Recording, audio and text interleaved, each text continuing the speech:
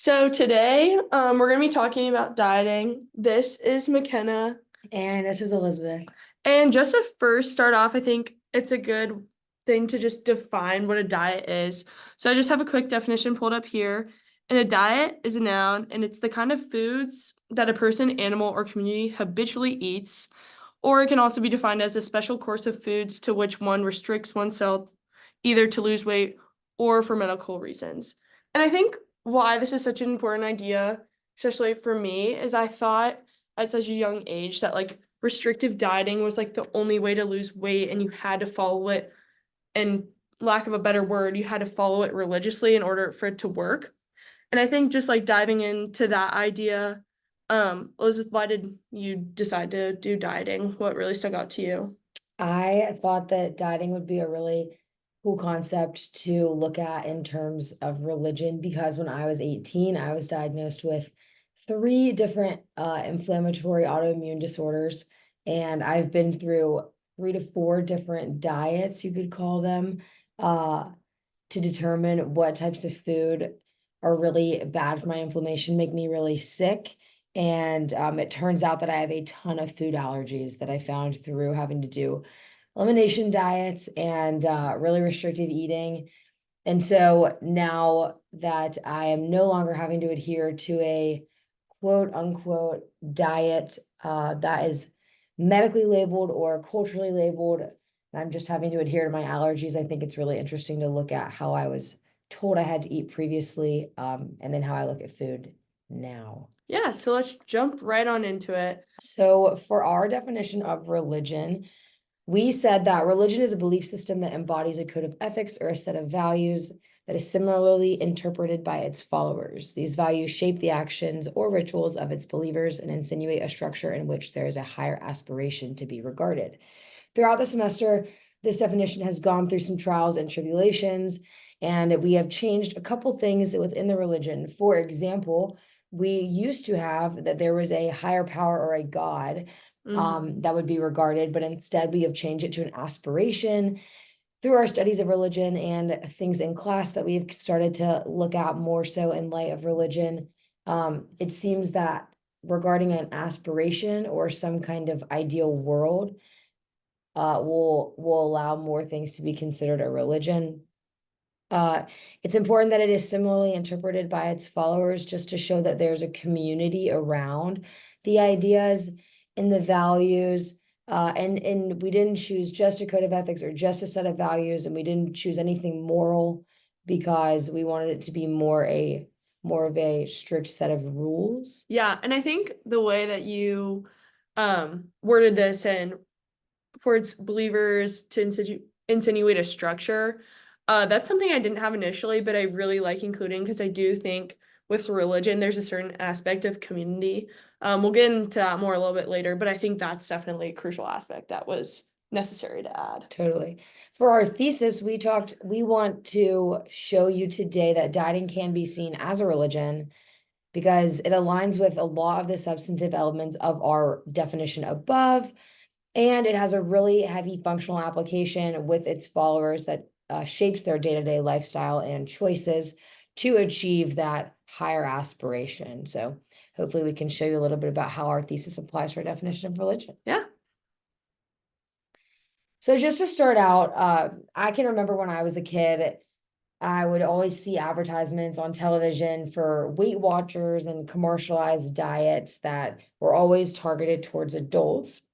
But as I've gotten older and how technologically savvy our generation has become, we're starting to see a lot of diets that are becoming trends and they're shaping groups within our community. Not all these diets are point-based, like the initial commercialized diets, such as Weight Watchers that we used to see when I was a little bit younger. But all of these diets have a couple things in common, one of which being that they all have their own set of rules and regulations that will help you achieve a normally vaguely stated goal. Since Very these big. goals, very big, since these goals are so big and so vague, it makes these diets widely applicable to all ages, genders, and body types.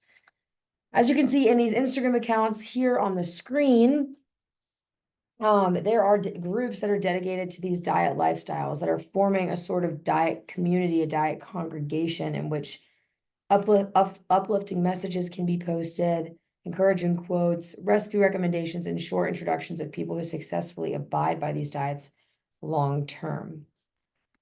Similarly, in light of these groups, you're on the left hand of the side of the screen, you're going to be seeing some support groups, Reddit threads, articles, and blogs, which are basically models of what these diets look like. And most of these platforms mimic those that are also regarding organized traditional religions, which you'll see on the right side of the screen.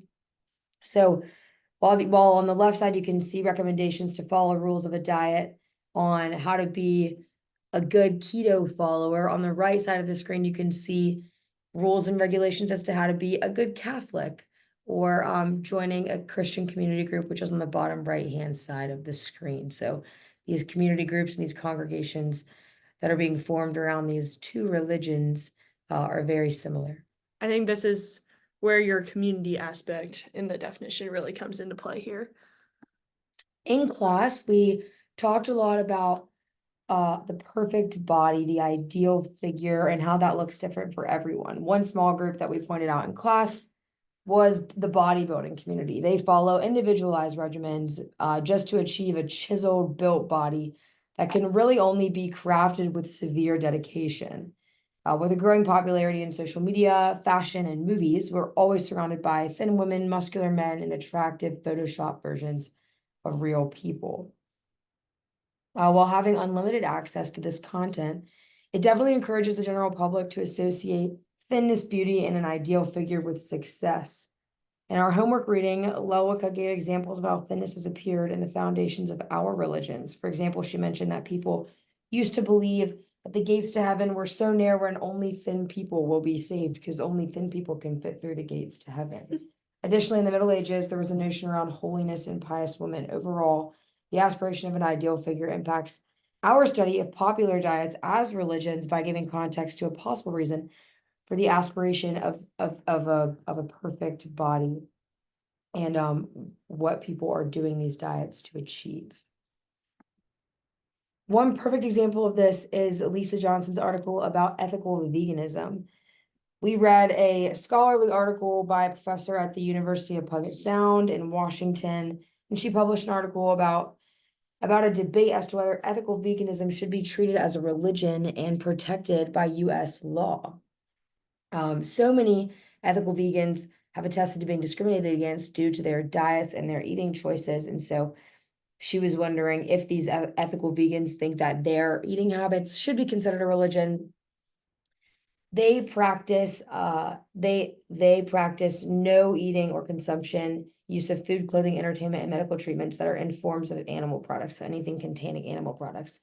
And just to note, the US government does view religious exercises, any exercise of religion, whether or not compelled by or central to a system of religious beliefs. And Johnson was using the three tests, the Adams test, the Seeger-Welch test, and the EEOC regulations to determine whether people's responses to her survey could categorize ethical veganism as a government established religion, or the government sees ethical veganism as a religion. A couple questions on the survey were, why don't you eat meat, and do your beliefs hold a parallel to other religions?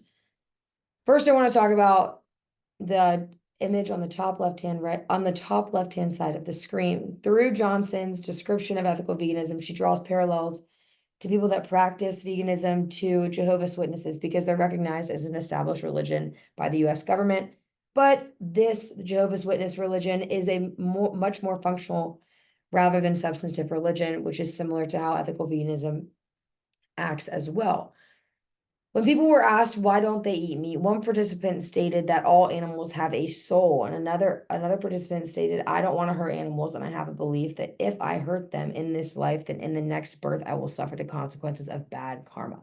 These two respondents showed that ethical vegans are applying moral beliefs as to what is right and what is wrong.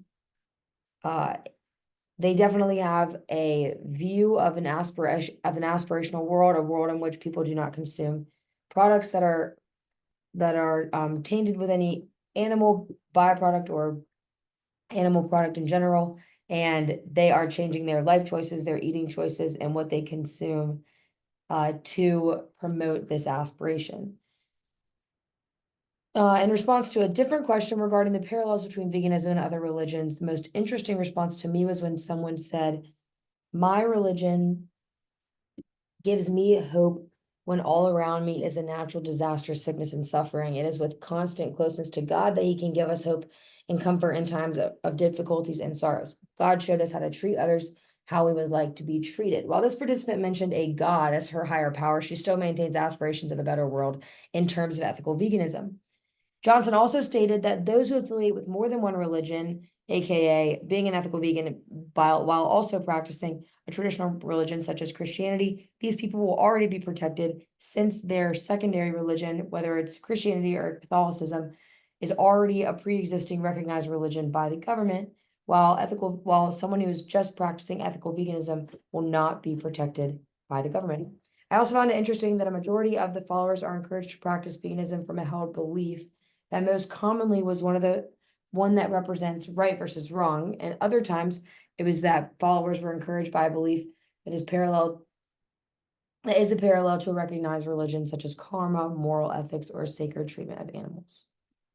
Yeah, and I just think that's a great point, is to look at it from the government perspective. Like, if we're gonna deem Catholicism and Christianity and Islam as these religions in terms of the government, and ethical veganisms believe and think they're doing the exact same thing, how is one supposed to differentiate between the two? I think that just begs the question more so of like how dieting, especially veganism, can be seen as a religion amongst the people. And I think getting into more of this, we're going to be talking about a food psych podcast that we listened to. And it was, the name is How to Leave the Religion of Dieting with Alan Levinowitz. And I think a good thing to talk about with this is just how he mentions religion exists in the secular world in the area of diets. So to get into it, this podcast is by Christy Harrison, who brings on Alan Levinowitz. Dr. Levinowitz graduated with a PhD from Chicago University as an assistant professor of religion. In the podcast, Dr. Levinowitz discusses how religion exists in the secular world in the form of diets. So he would agree that dieting is a religion, I would say. He begins by talking about how moral words are associated with things we eat.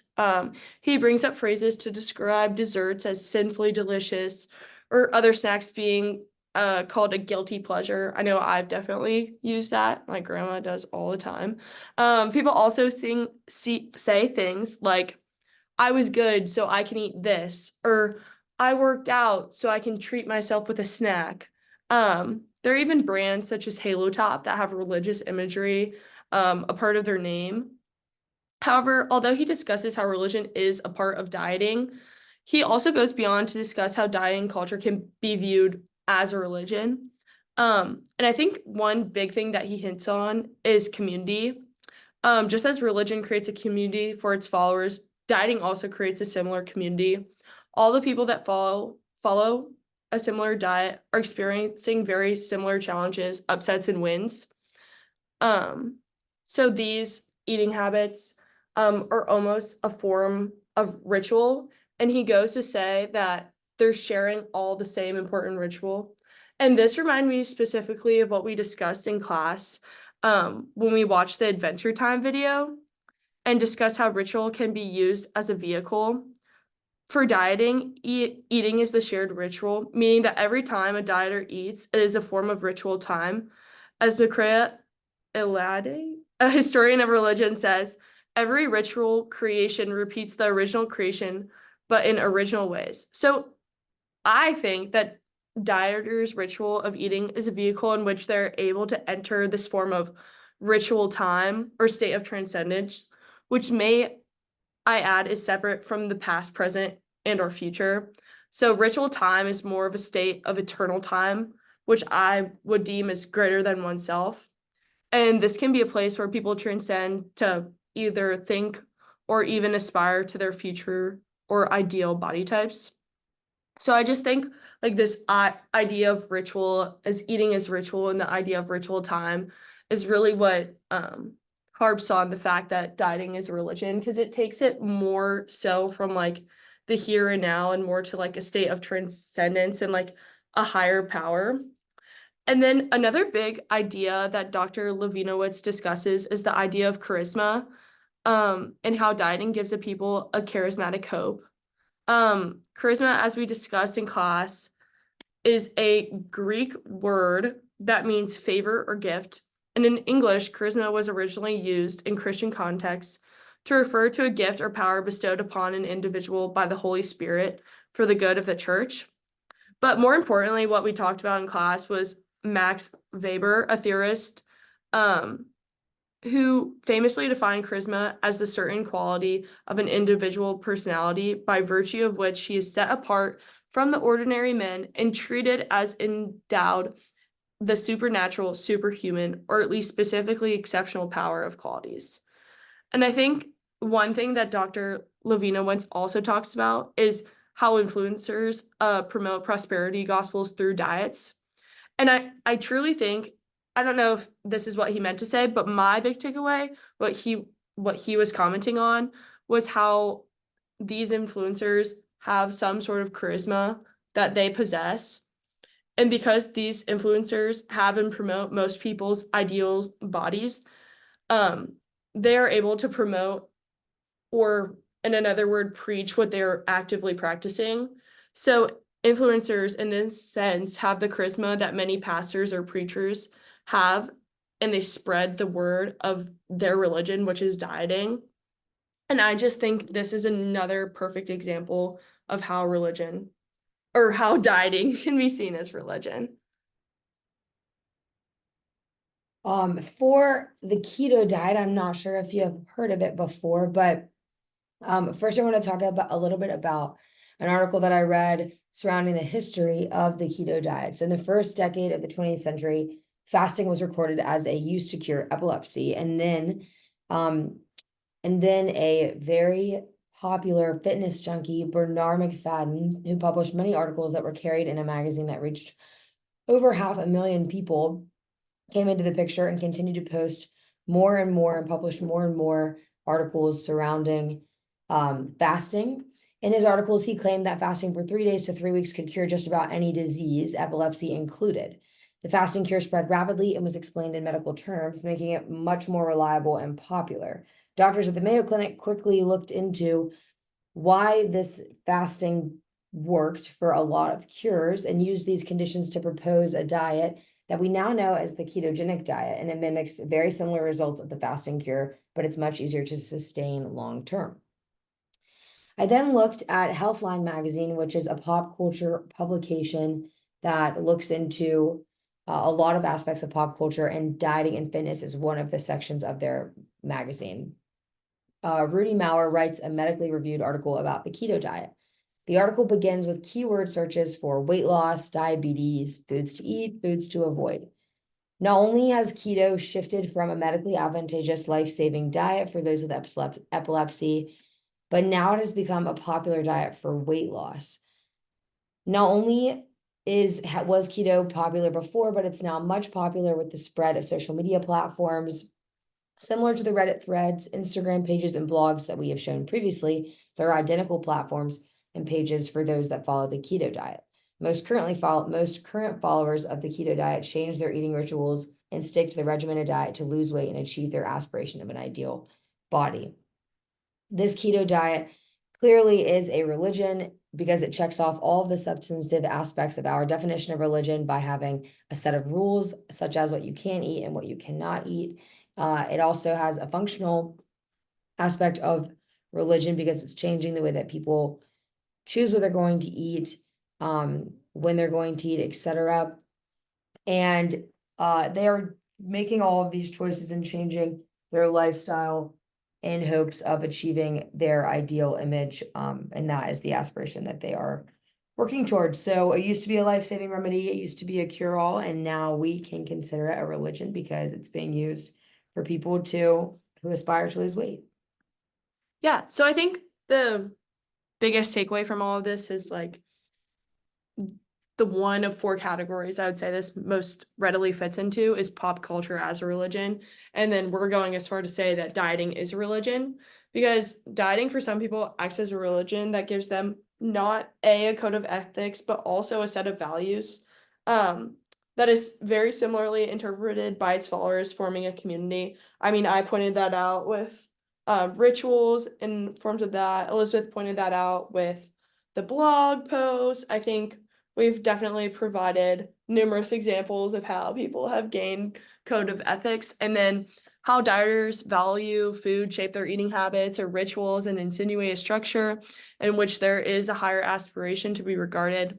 Again, I think that higher aspiration is their ideal perfect body or their end goal, I would say. Yep, And and in the case of the ethical veganism, it would just be a world in which nobody consumes meat products. And then exactly that, their higher aspiration being their ideal or perfect body. And I think that is a great way to round up that dieting or pop culture. Can be considered as a religion. And I'd also go as far to say that people that are following these rules of all of these diets are all similarly understanding the rules and regulations, and you could call it like a set of or code of ethics, but their aspiration might look a little bit different. So Yeah. some people who are practicing ethical veganism, yes, might be doing it to create an aspirational world in which nobody consumes meat, while somebody else might be a vegan because they want to lose weight. So the goals and aspirations can be different for all of its followers, but needless to say, the rules are being interpreted similarly by everybody. Yeah, and I think that's same with Christianity and Catholicism and Islam. Like there's definitely variation amongst the larger group. Absolutely. Looking at some of the practical applications of our research, this project has brought up a lot of questions for me in particular. One thing that McKenna talked a lot about was defining something as religion does not make it immune to criticism. Yeah, I mean, I was just thinking about it in terms of, because when I first think of this quote, I think of Scientology, and we've seen on media or TV shows, especially I've seen, it's just like Scientology got labeled as a religion and almost became untouchable. Like no one could question what they were doing.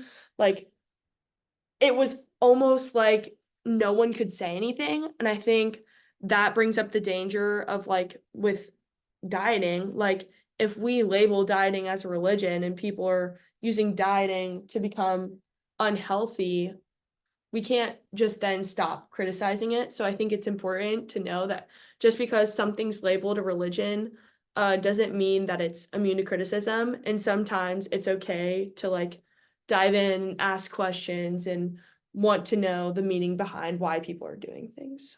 Similarly, I think with our definition of a higher aspiration being regarded, when other people have definitions where some higher power is being regarded, it always seems to me that religion is supposed to be good and seen as a good thing. So when I look at a lot of diets that can be unhealthy, especially let's just say someone needs more carbs than the keto diet allows them to consume. So then the keto diet is unhealthy for one practitioner, whereas it's healthy for another or safe for another. Makes me think, maybe should I go back on my definition of religion, and should I give it a little clause that stops us from allowing to view things as unhealthy as religions, just because when I think of religion, I think of something that does good for all.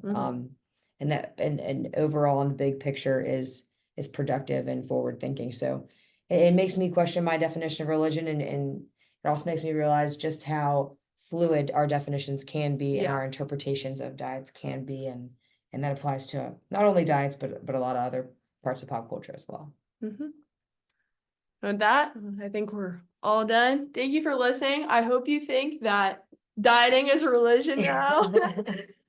Hope you see it the way that we do, and appreciate you sticking with us. Thank you.